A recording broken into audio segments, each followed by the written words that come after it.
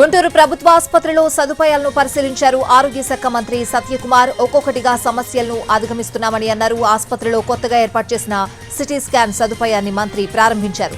రాష్ట్రంలో కల్తీ మద్యం వల్ల అనేక మంది రోగాల పాలయ్యారని అన్నారు సత్యకుమార్. నాణ్యత లేని మద్యాన్ని నిషేధిస్తామని చెప్పారు.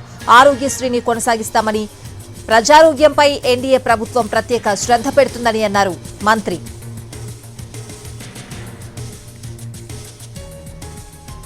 ఆరోగ్యశ్రీని అటకెక్కిస్తున్నారనే మాటల్లో నిజం లేదన్నారు మంత్రి సత్యకుమార్. పెండింగ్ బిల్లులు చెల్లించకుండా వైసీపీ వేల కోట్ల రూపాయలు బకాయిలు పెట్టిందన్నారు.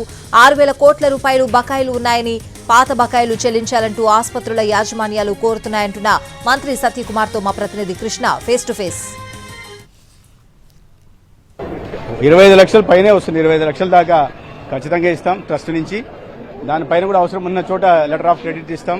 ఒక్కరిని కూడా ఎక్కడ మెరుగైన వైద్యం అందకుండా ఈ రాష్ట్రంలో ఒక పేద కూడా లేకుండా పరిస్థితులు తీసుకొని వస్తాం. అంటే కేవలం ఎన్డీఏ ప్రభుత్వం ఏదైతే ఆయుష్మాన్ భారత్ ఉందో దాని మీద ఫోకస్ పెడతా ఉంది, ఆరోగ్యశ్రీని అటకెక్కిస్తుందని. ఎన్టీఆర్ వైద్య సేవ ఉంది, ట్రస్ట్ ఉంది. అవగాహన లేని వాళ్ళు మాట్లాడుతున్న మాటలు. ఎన్టీఆర్ వైద్య సేవ ట్రస్ట్ ఉంది, తర్వాత ఆయుష్మాన్ భారత్ కేంద్ర ప్రభుత్వానికి సంబంధించిన పథకం ఉంది.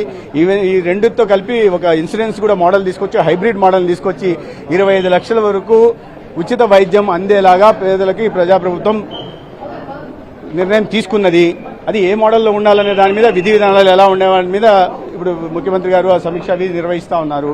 తొందరలోనే గౌరవ ముఖ్యమంత్రి గారు ప్రజల ముందుకు ఈ మోడల్ని తీసుకొచ్చి పెట్టే ప్రయత్నం చేస్తారు.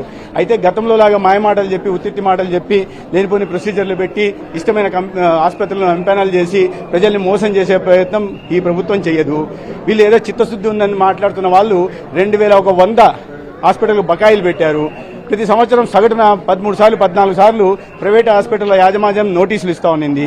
దానికి ముందు సమాధానం చెప్పండి. అసత్య ప్రచారాలు మానుకుంటే మంచిదని నేను ఒక సలహా ఇస్తున్నా. ఎందుకంటే వాళ్ళు ఈ రాష్ట్రంలో జరుగుతున్న దోపిడీ మీద శ్వేతపత్రాలు ముఖ్యమంత్రి గారు పెడితే దానికి సమాధానం చెప్పలేక ప్రజల్లో చీత్కారాలు ఎదురవుతుంటే వాటి నుంచి దృష్టి మరల్చడం కోసం ఈ ప్రతిపక్ష పార్టీ హోదా కూడా కోల్పోయిన వైఎస్ఆర్సీపీ చేస్తున్న కుటిల యత్నాలు ఇవి. అంటే గడిచిన కొద్ది రోజులుగా, కొద్ది నెలలుగా ఆరోగ్యశ్రీ సంబంధించినటువంటి బిల్లులు బకాయిలు ఉన్నాయి. దానివల్ల ప్రజలు ఇబ్బంది పడుతున్నారు. ఈ ప్రభుత్వం వచ్చి 50 రోజులు కూడా కాలేదు. ఈ బకాయిలన్నీ గత ప్రభుత్వం పెట్టిన బకాయిలే.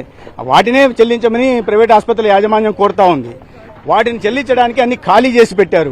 6,500 కోట్ల ఆరోగ్య శాఖ మీద కూడా ఇవాళ పెండింగ్ బిల్లు చెల్లించాల్సిన పరిస్థితి కల్పించి పెట్టారు. ఎన్టీఆర్ యూనివర్సిటీకి సంబంధించిన 400 కోట్లను కూడా దారి మళ్లించారు. ఏపీ మెర్క్ అంటే కార్పొరేషన్లో ఉన్న 200 కోట్లను కూడా దారి మళ్లించారు. హాస్పిటల్కి కట్టాల్సింది 9,000 కోట్లు ఖర్చు పెట్టాల్సి ఉంటే కేవలం 2,100 మాత్రం ఖర్చు పెట్టారు. దాంట్లో ఇంకా 1000 కోట్లు బకాయిలు చెల్లించాల్సి ఉంది.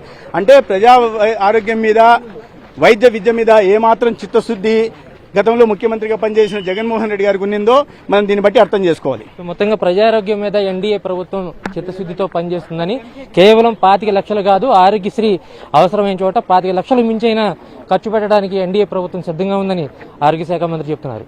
కెమెరా పర్సన్ మురళీతో కృష్ణ, ఎన్టీవీ.